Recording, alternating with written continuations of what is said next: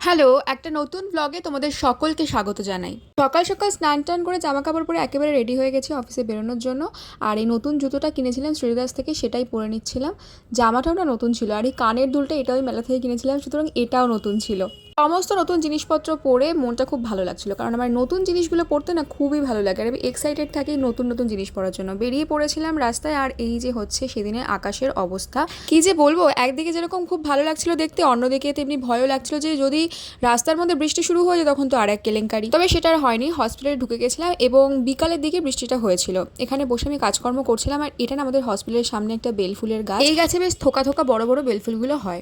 দুপুরে লাঞ্চের জন্য আমাদের প্রত্যেকের জন্য এসছিল দাদা বৌদি মাটন বিরিয়ানি। দুপুরে ভরপুর লাঞ্চ করেছি সকলে মিলে। আর এই বিকালের ওয়েদারটা দেখেছো, এত মেঘলা হয়ে গেছিল যে কিছুক্ষণ পরেই বৃষ্টি শুরু হয়ে গেছিল। আর সেই বৃষ্টি এতটাই মুষলধারে হচ্ছিল যে আমাদের অফিস থেকে বেরোতে লেট হয়ে গেছিল এবং বাড়ি পৌঁছতে অনেকখানি রাত হয়ে গেছিল।